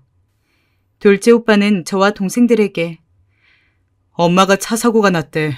지금 병원에 쓰러져 계셔서 우리가 얼른 가야 돼. 라고 설명을 했지만 당시 저는 그 말을 고지고대로 받아들일 수가 없었어요. 아닌데, 우리 엄마 나 고기 구워주려고 돼지고기 사러 간 건데 지금 시장에 있을 텐데. 동생들은 울고불고 난리가 났고 둘째 오빠도 애써 울음을 꾹 참는 얼굴로 앞만 보고 있고 아버지도 영 심란하고 힘든 표정이었지만 저만이 이 상황이 너무 거짓말 같았습니다.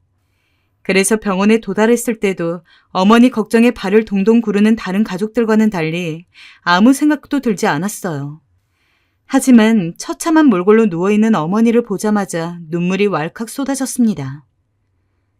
내가 그렇게 투정만 부리지 않았다면 엄마가 내 기분 풀어주려고 돼지고기를 사러 시장에 가지 않았을 테고 시장에 안 갔다면 이런 사고도 당하지 않았을 텐데. 모든 것이 내 탓 같아서 저는 눈물을 흘릴 수밖에 없었습니다. 당시 어머니는 생명이 위독할 정도였어요. 특히나 오른쪽 무릎 상태가 너무 심각해서 나중에 의식을 되찾고 회복을 한다고 해도 정상인처럼 걸을 수가 없을 수도 있다고 의사 선생님이 이야기했습니다. 혹시 모르니 마음의 준비도 하셔야 할 것 같습니다. 절망스러운 상황에 온 가족이 그저 어머니의 쾌유를 바라며 기도하는 것밖에는 할 일이 없었습니다. 아무리 깨어나라고 빌어도 어머니는 눈을 뜨지 않았고 그러면 그럴수록 저는 점점 더 어머니가 돌아가시면 어떡하냐는 것에 대한 공포에 휩싸였습니다. 꿈에서 어머니가 저를 원망하고 탓하는 악몽도 꾸었고 그럴 때면 새벽에 땀을 뻘뻘 흘리며 일어나서 해가 뜰 때까지 다시 잠에 들 수가 없었습니다. 엄마 사고 난 거 네 탓 아니야. 그러니까 괜한 죄책감 가지고 그러지 마.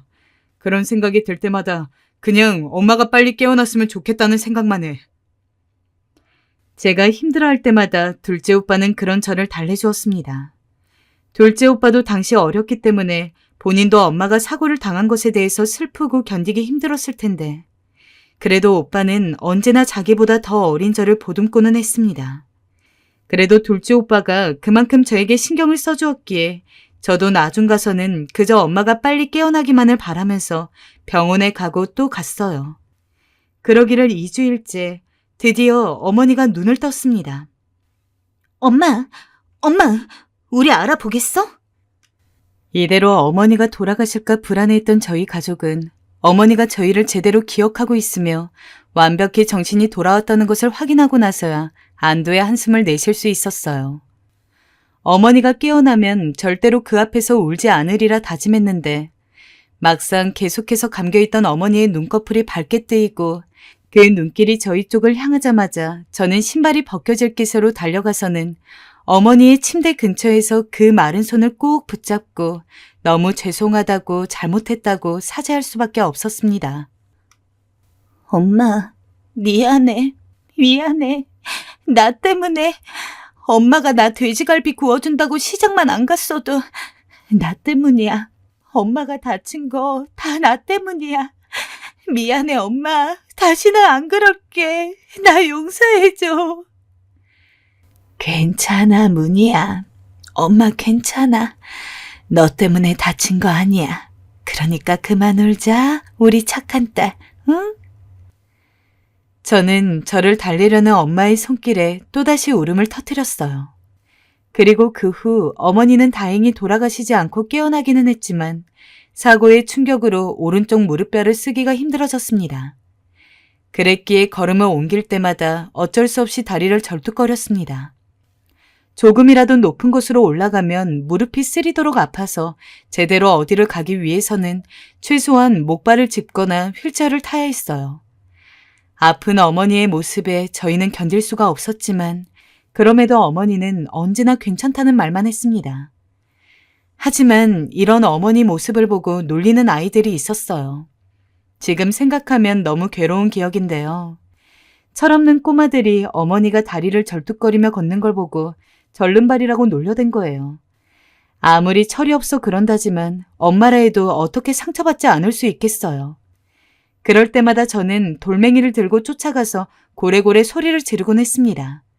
그러면 아이들은 어머니를 놀리고 왔다가 우르르 도망가곤 했습니다. 그 뒤로 어머니가 외출이라도 해야 한 날이 있다면 저는 그 누구보다 먼저 나서서는 엄마, 나랑 같이 가. 라고 하며 불편한 어머니의 수발을 들 것을 자처했습니다.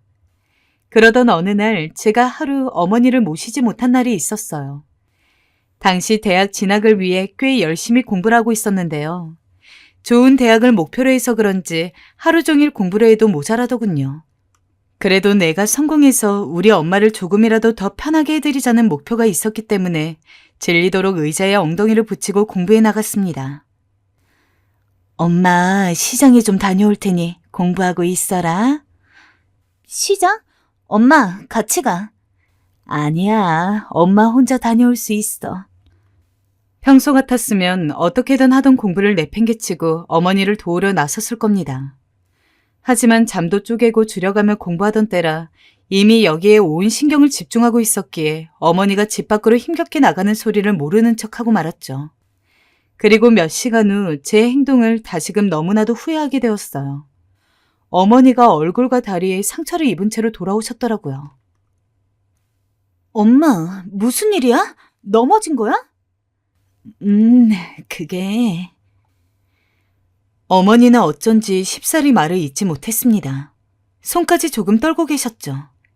그리고 시간이 조금 지나고 나서야 어머니 입으로 말씀을 하시게 되었는데요. 알고 보니 어머니를 놀려대는 아이들이 그날도 어김없이 시장통에 나타났다고 합니다. 아이들은 어머니에게 절름발이라 놀려대며 장난삼아 돌멩이를 던졌고 어머니는 그것을 피하다 넘어졌다고요. 아마도 제가 아이들에게 그만하라고 돌멩이를 집어던진 게 발단이 된 듯 했습니다. 저는 그 일을 두고 뼈아프게 후회하게 되었고 어머니의 상처를 치료해주다 그만 울음을 터뜨리고 말았어요. 엄마, 많이 아프지? 미안해. 내가 같이 가줬어야 하는데. 아니야, 우리 문희. 이쁜 딸, 왜 그런 말을 해? 엄마가 그냥 다친 건데. 아무리 어머니가 괜찮다고 했어도 제 양심의 가책은 그리 쉬이 가시지가 않았어요. 그 뒤론 무슨 일이 있어도 제가 꼭 어머니를 챙기고 다녔죠. 하지만 어머니에겐 몸이 아닌 마음의 고통이 있었습니다. 티를 안 내려고 했지만 몸이 아파서 그런지 더욱더 상처와 고통을 견디기 힘들어 했습니다. 바로 첫째 오빠로 인한 고통이었죠. 첫째 오빠는 어머니가 그 지경에 이르렀는데도 단 한 번 얼굴을 비춘 적이 없어요. 그렇다고 집에 들어오지도 않았죠. 예전에 건강했던 어머니라면 그래도 언젠가는 정신 차릴 거야 라며 최소한 겉으로라도 웃어 보일 수 있었을 텐데 몸이 아파 거동이 힘들어진 어머니는 조금씩 우리 첫째가 너무 보고 싶다 라며 저희 앞에서도 눈물을 보였습니다. 저는 그럴 때마다 제가 어머니의 무릎을 저렇게 만든 장본인이라는 것에 대한 쓰라린 고통과 안 그래도 힘든 엄마를 더 힘들게 하는 첫째 오빠에 대한 원망으로 화를 주체할 수가 없었어요. 정말 어머니의 바람대로 첫째 오빠가 나중에라도 정신을 차려서 다시 좋은 오빠가 되었다면 애초에 제가 이렇게 사연을 쓸 일도 없었을 겁니다. 동생들까지 모두 성인이 된 이후에도 첫째 오빠는 여전히 양아치처럼 굴었어요. 오히려 나이가 먹어가지고 머리가 더 커서 예전에는 차마하지 못했던 짓까지 담크게 저질렀죠. 덕분에 저희 첫째 오빠는 교도소까지 다녀왔습니다. 어머니가 그동안 수십 수백 번을 훈육하고 그 애절하고 눈물 어린 사랑과 타이름을 보여줬음에도 첫째 오빠한테는 전혀 소용이 없던 거였죠. 아빠가 이야기해봐야 되는 거 아니야? 첫째 오빠 대체 언제까지 저럴 건데? 그래, 솔직히 나는 오빠가 저렇게 사는 건 상관없어. 그냥 나한테 애초부터 오빠 같은 거 하나 없다고 생각하면 되니까. 근데 엄마가 저렇게 힘들어하잖아. 그러면 아빠라도 오빠가 정신 차릴 수 있도록 제대로 혼이라도 내야 되는 거 아니야? 앞서 말했던 것처럼 어머니는 아버지에게 좋은 아내였습니다. 하지만 아버지는 어머니에게 좋은 남편이 아니었습니다. 그리고 좋은 아버지도 아니었죠. 아주 가부장적이지는 않았지만 그렇다고 해서 아내나 자식들에게 큰 관심이 있는 사람도 아니었습니다. 아버지는 늘 첫째 오빠가 그렇게 문제를 일으키는 것에 대해서 당신이 알아서 해 라며 어머니에게 짐을 지우고 본인은 자기 삶을 살기 바빴습니다. 저는 그런 아버지를 보며 방관이 학대만큼이나 굉장히 나쁜 훈육이라는 것을 알게 되었습니다. 엄마, 힘들어하지 마. 제가 엄마를 붙잡고 그리 말해도 엄마의 고통은 끝나지 않았어요. 아버지는 본인 개인과 관련된 문제가 아니면 모든 교육을 전부 어머니에게 맡겼습니다. 어릴 때는 몰랐지만 크고 나서야 그게 얼마나 불합리한 일인지 알았습니다. 그래서 저는 평생 한 번도 아버지에게 대든 적이 없었지만 처음으로 큰 소리를 내며 대들기도 했어요. 그러나 애초에 그런 자식의 호소에 마음이 움직여 다시 태어날 사람이었다면 애초에 첫째 오빠가 그렇게 무수한 잘못들을 저질렀을 때 한 번은 이를 바로 잡으려고 했겠죠. 둘째 오빠, 저, 그리고 동생들은 어머니의 편이었습니다. 하지만 100명의 좋은 사람이 있다고 해도 한 명의 나쁜 사람으로 인해 받은 상처가 더 크게 보이듯이 어머니는 저희가 아무리 위로를 하고 효도를 하려고 해도 언제나 어긋나는 첫째 오빠 때문에 늘 힘들어했습니다. 그러던 어느 날 저는 제가 직접 오빠를 찾아 나서게 되었습니다.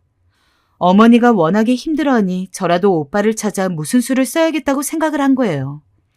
사람을 찾기 위해선 달리 무슨 방법을 써야 할지 몰라 곰곰이 생각을 하다가 저는 사람 찾는 곳에 의뢰했습니다.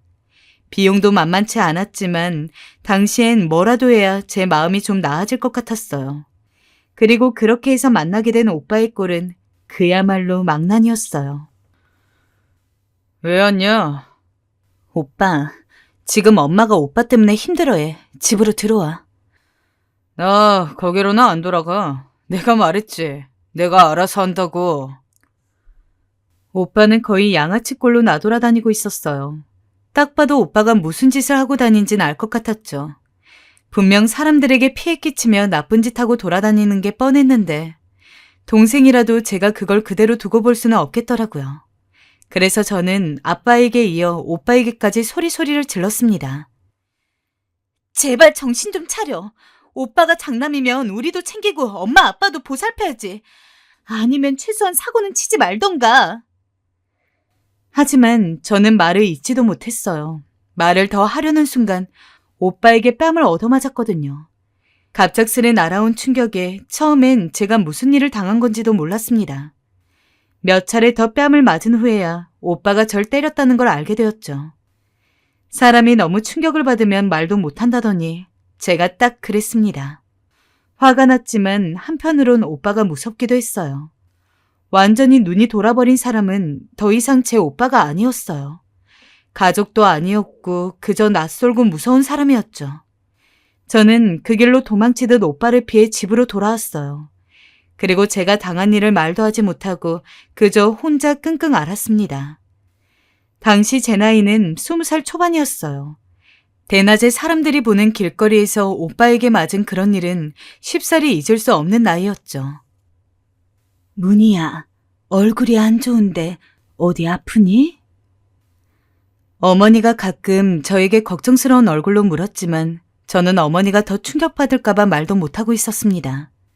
무덤까지 가지고 갈 일이라고 혼자 그렇게 생각하며 지냈어요. 그러다 제가 이 일을 터뜨리게 된 건 엄마가 울면서 오빠를 찾을 때였어요. 그날 왜 그리 화가 났는지 저는 엄마의 말이 끝나자마자 버럭 소리를 지르고 말았어요. 얘가 밥은 먹고 다니는 건지. 엄마, 그런 걱정은 하지 마. 그놈은 사람도 아니야. 동생도 때리는 놈이라니까? 그게 무슨 말이니? 문희야, 널 때렸어? 저도 모르게 순식간에 다다다 튀어나온 말이었어요. 하지만 이미 뱉은 거 돌이킬 수도 없었기에 저는 제가 본 오빠의 모습을 그대로 다 말했고 엄마는 그 충격으로 며칠이나 알아놓으시고 말았습니다. 나중에야 제가 말한 걸 뒤늦게 후회하긴 했지만 그때는 어쩔 수 없었어요.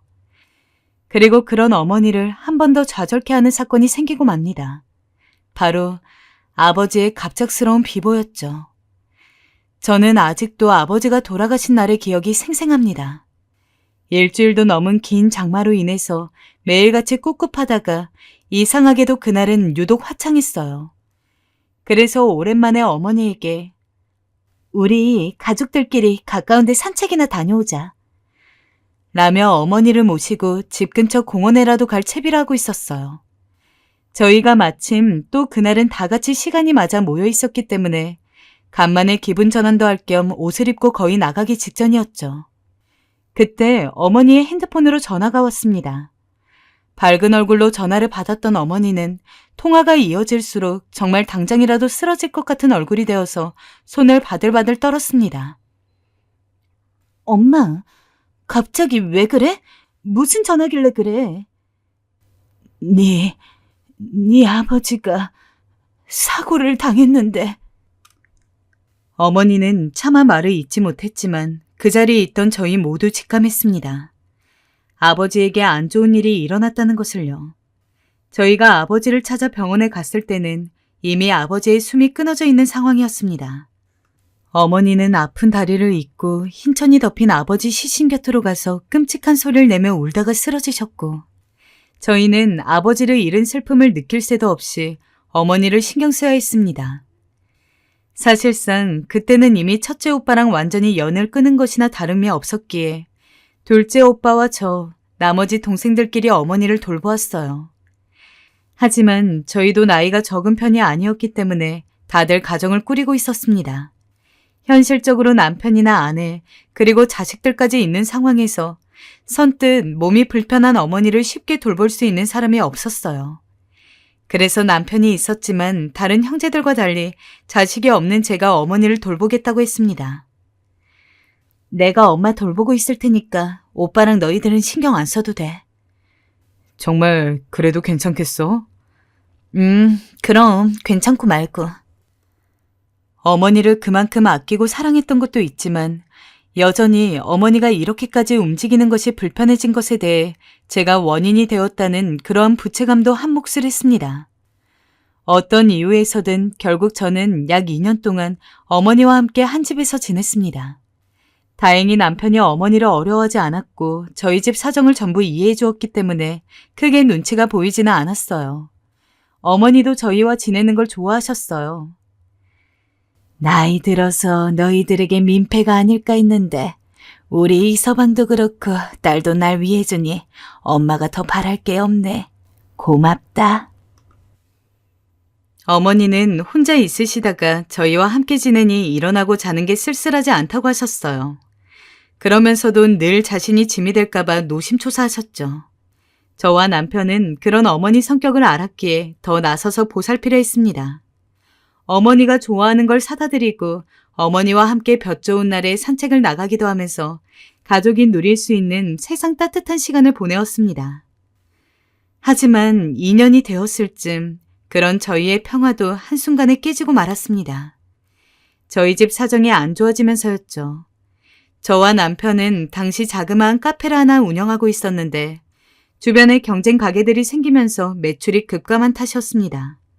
매출이 떨어지니 직원을 쓸 수도 없었고 어머니를 하루 종일 집에 둘 수밖에 없는 상황이 되고 말았습니다. 어떻게든 가게를 일으켜보기 위해 광고도 해보고 전단지도 돌려보았지만 소용이 없었어요. 그러던 어느 날 남편이 저를 앉히고 미안한 얼굴로 먼저 말을 꺼내더라고요. 여보, 나도 마음 같아서는 지금처럼 장모님이랑 함께 있고 싶어. 당신 사정도 다 알고. 그런데 현실적으로 지금 우리 둘이 먹고 사는 것도 너무 힘들다.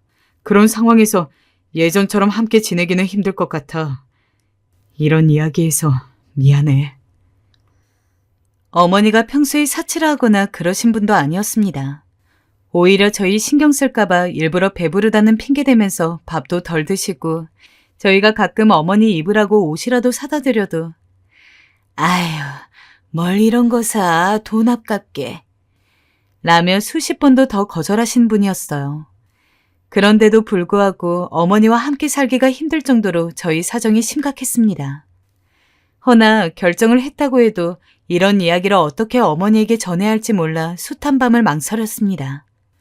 어머니가 저희와 사는 걸 좋아하셨기에 그랬기에 더 쉽사리 말을 꺼낼 수 없었어요.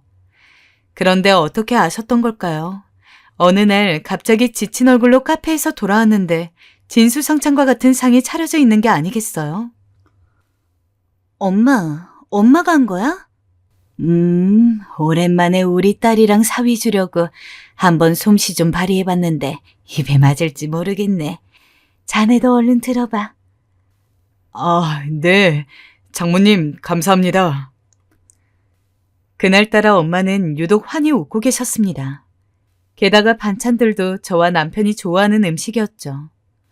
어머니가 불편한 몸으로 손이 많이 가는 음식을 직접 다 만들었다고 하니 고마운 마음이 들기도 하고 마침 허기가 졌던 터라 저와 남편은 밥알까지 싹싹 긁어 한 그릇을 깔끔하게 비워내었습니다. 어머닌 옆에서 한 숟갈도 뜨지 않으시고 그저 저희 먹는 모습만 흐뭇하게 바라보셨죠.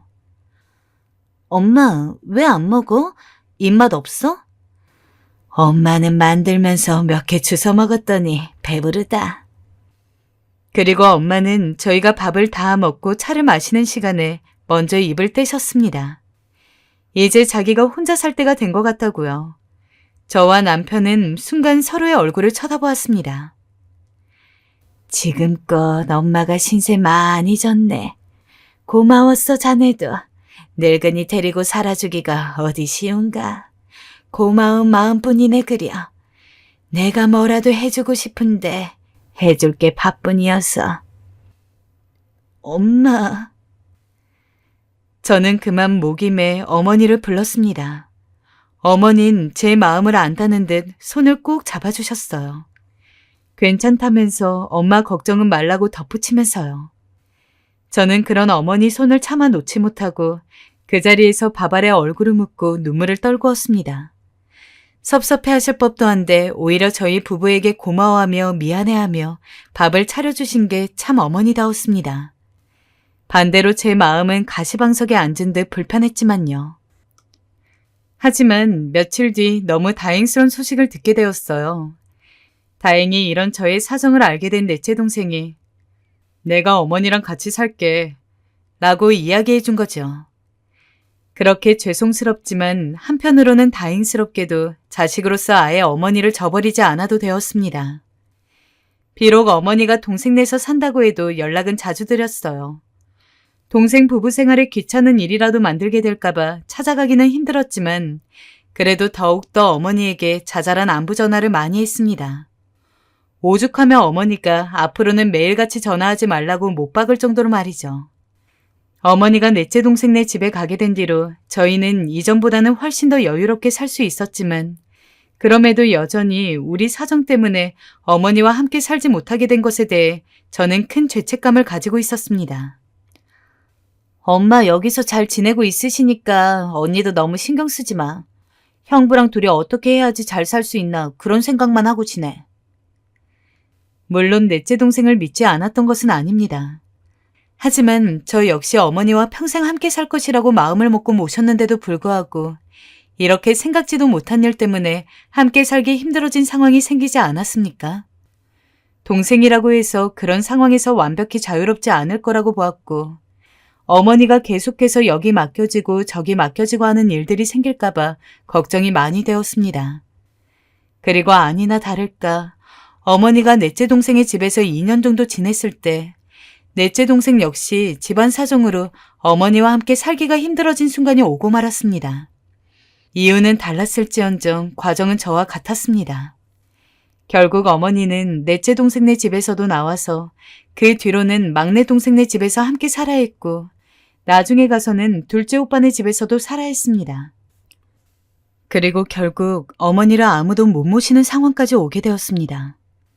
그래서 저희 남매는 가족회의를 열었습니다. 결론은 요양원으로 모시는 게 낫다는 결과에 다다랐습니다. 선뜻 누구 하나 어머니를 모신다고 나서지 않았습니다. 저희 남매는 슬슬 서로의 눈치만 보았을 뿐 평생 우리를 키우기 위해 헌신하신 어머니의 지난 과거 따위는 신경 쓰지 않았습니다. 오히려 지금 먹고 살기 너무 힘들다고 세상 사는 게 호락호락하지 않다는 자기들의 안위만을 생각하는 이기적인 자식들만 남아있었죠. 저뿐만 아니라 다른 형제들 간도 그런 어머니를 보면서도 평생 집에서 모시지 못해 죄송한 마음이 가신 것은 아니었으나 내심 어머니는 괜찮을 거야. 나는 어떠한 안도를 했던 것 같아요. 괜찮다고 아무리 웃는 얼굴로 이야기를 하더라도 그 속은 전혀 괜찮지 않을 수 있는데 언제나 자식들에게만큼은 환한 모습을 보여주시던 어머니를 저는 너무 믿었나 봅니다. 실제로 어머니에게 이 사실을 말씀드렸을 때 나도 다 생각하고 있었단다. 이 애미는 괜찮으니 신경 쓰지 말 거라. 그런다고 요양원에 한 번도 안 찾아오는 건 아니지? 그럼 됐다. 요즘 요양원이 얼마나 잘 되어 있는데 거기서 친구도 사귀고 그러면 훨씬 재밌을 것 같은데? 라고 말씀하시며 죄송해하는 저희들을 오히려 위로해 주셨습니다. 그래서 어머니는 요양원에서도 잘 지낼 거라고 그렇게 속 편하게 생각을 했어요. 그래야 제 마음이 편안했던 것 같습니다. 엄마, 우리가 자주 찾아갈게.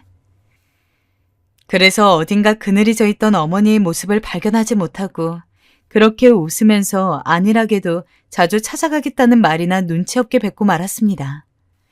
요양원 첫날에는 둘째 오빠, 저, 그리고 동생들이 모두 함께 어머니를 배웅하기로 했어요. 아침 일찍 들어가야 했기 때문에 저희 전부 각자 집에서 일찍이 잠에 들었습니다. 그러다가 새벽 3시쯤에 갈증이 나서 눈을 떴어요. 부엌에 가서 얼음을 동동 띄운 찬물을 한 잔 마시고 문득 바깥을 보고 싶어서 잠깐 창문을 열고 바깥을 내다봤는데 때마침 그 순간 요란한 전화벨 소리가 울리기 시작했습니다. 혹시 그런 기분 느껴보신 분들이 있을까요? 누구에게 전화가 왔는지 아직 확인도 안 했는데 이상하게 온몸에 감당할 수 없는 소름이 돋는 기분. 어쩌면 저는 그 전화를 받기 전 어떠한 예감을 했던 것 같습니다. 절대로 저 전화가 저에게 달가운 내용은 아닐 것이라고 말이죠. 문희야, 엄마가 돌아가셨어. 얼른 동생들한테 연락해서 내가 보내주는 병원으로 와. 어머니는 요양원에 입소하던 날 새벽에 극단적인 선택을 하셨습니다. 그리고 영영 저희 곁을 떠났습니다. 오직 유서 한 장을 남겨놓고 말이죠. 사랑하는 내 자식들아, 살면서 어미로서 그렇게 잘해준 것도 없는데도 불구하고 이토록 예쁘게 커져서 얼마나 고마운지 모른다. 어린 마음에 다른 사람들이랑 놀고 싶기도 하고 때로는 부모님을 멀리하고 싶을 법도 한데 그런 티 하나 안 내고 언제나 엄마가 최고라며 곁에 있어준 너희들 덕분에 길지도 않은 인생 참으로 행복하게 보낼 수 있었다. 무조건 자식은 다 크면 부모 울팔이 벗어나서 자기 삶을 살아야 하는데 이 부족하고 모자란 어미 덕에 힘든 일만 안겨준 것 같아서 너무 미안하구나. 너희를 너무 사랑하기에 나는 내 몸이 너희들에게 짐이 되고 있는 이 순간을 견딜 수가 없다. 그러므로 이제는 세상을 떠나야 할 때인 것 같구나. 눈에 넣어도 아프지 않은 내 새끼들. 이 이야기를 꺼내면 너희가 좋아하지 않을 것을 잘 알고 있지만 그래도 가기 전 마지막으로 욕심을 하나만 부리고 싶어. 지금은 비록 우리를 등졌지만 언젠가 우연찮게라도 너희 오빠, 너희 형을 보게 되면 이 엄마가 죽기 전에도 너를 무척이나 사랑했음을 꼭 알려주기를 바란다. 난 하늘나라 가서 먼저 간 네 아빠와 행복하게 지내고 있을 테니 너희는 누릴 거 다 누리고 천천히 오도록 해라. 어머니의 장례식을 치르고 한 달이 지났음에도 저는 일상으로 돌아갈 수가 없었습니다. 아직도 전화를 걸면 어머니가 받을 것만 같고 예전에 함께 살던 집을 찾아가면 어머니가 이제 왔냐면서 맞이해 줄 것 같고 그런데 이제 더 이상 그런 어머니를 뵐 수 없다는 고통과 함께 이 모든 것들이 다 저 때문인 것 같아서 그리고 지금 곁에 없는 첫째 오빠 때문인 것 같아서 그냥 오빠도 어떻게 해버리고 저도 어머니를 따라서 가고 싶은 심정이었습니다. 아버지가 돌아가셨을 때도 이렇게 힘들지는 않았는데 어머니의 부재는 정말로 견딜 수가 없었습니다. 그리고 남편이 이런 절 보다 못해 정신과에 데려갔죠. 하지만 정신과 약으로도 어찌할 수 없는 슬픔이었습니다. 하루 종일 어머니가 생전에 좋아하셨던 거, 남아있는 사진들 같은 거 보며 헤어나오지 못하고 있었어요. 그러다 저는 오빠를 찾기로 결정했습니다. 오래전 인연을 끊고 산 오빠이지만 어머니가 돌아가신 소식을 알려야겠다는 어떤 생각이 들었어요. 오빠 때문에 어머니가 그런 마음앓이를 했다는 게 너무 가슴이 아파 처음엔 그런 생각조차 하지 않았지만 결국 어머니가 바라시는 게 오빠가 되돌아오는 거였다면 제가 지금이라도 못다한 어머니 소원을 들어드려야겠다는 생각이 들었습니다. 그래서 저는 다시 오빠를 찾기 위해 수소문을 시작했고 몇 달에 걸쳐 그 일에 집착했어요. 형제들은 제가 오빠를 찾는다는 걸 알고 굳이 그럴 필요 있냐며 찾아도 망나니일 뿐이라고 저를 말리었지만 저는 어머니의 유서를 생각하면 중간에 그만둘 수가 없었어요. 그러다 결국 오빠를 반년 만에 찾을 수 있었어요. 오빠를 쉽게 찾을 수 없는 이유가 있었더군요. 오빠는 한번 이혼을 하고 난 후 고시원에 틀어박혀 술만 마시고 살고 있었습니다. 밤에는 간간히 도박을 하러 나가고요. 저는 그림자 속에 살고 있는 오빠를 찾아가 어머니의 죽음을 전했습니다. 그런데 소식을 들은 오빠가 그 자리에서 몸을 가누지 못하며 울더군요. 말조차 제대로 잊지 못하고 꺽꺽대며 우는데 저는 그 울음에 조용히 눈을 감았습니다. 문희야, 나 어머니 있는 곳으로 데려가줘라. 부탁이다. 오빠는 그럴 염치도 면목도 없지만 어머니가 묻힌 곳으로 데려가달라 부탁하더군요. 그리고 저는 잠시 고민하다 오빠를 어머니 산소 앞에 데려다 놓았습니다. 오빠는 어머니 이름 석자와 사진을 보며 가슴을 쳤어요. 못난 자식, 이제야 왔습니다. 어머니, 이리도 늦게 왔습니다. 큰오빠는 계속해서 용서를 빌었고 오빠의 울음소리에 저도 덩달아 무릎이 꺾였습니다. 오빠만큼이나 저 또한 어머니에게 죄인인 자식이었으니까요. 저는 그날 오빠와 함께 이미 떠나가고 없는 어머니 앞에 용서를 빌고 또 빌며 허망한 마음으로 집으로 돌아왔네요. 오빠는 그 후 마음을 잡았는지 도박장도 끊고 열심히 일을 하며 살고 있답니다. 형제들도 처음엔 오빠를 딱히 반기진 않지만 지금은 경제적으로 오빠가 자립할 수 있도록 도와주기도 하고요. 그리고 제 소식을 말씀드리자면 저는 요즘도 어머니가 나오는 꿈을 꾸곤 합니다. 때론 그 꿈에서 깨어나고 싶지 않아 발버둥을 치기도 해요. 그래도 오빠를 찾아주었다는 사실 하나로 마음이 조금 가벼워졌는지 일상생활을 할 수 있게 되었어요. 어머니께서 이런 저 너그럽게 봐주시고 계신 거라 믿으면서 말이죠. 어머니, 한없이 이기적이었던 자식인 저, 문희를 사랑해주시고 품어주셔서 감사합니다. 그리고 저의 죄를 너무 늦게 깨달아서 그 깨달음이 너무 늦어 죄송합니다. 제가 어머니를 다시 뵙는 그날까지 아버지와 함께 행복하게 지내고 계세요. 다시 뵙는 그날까지 저도 어머니 자식으로서 세상에 좋은 일 많이 하다 가겠습니다.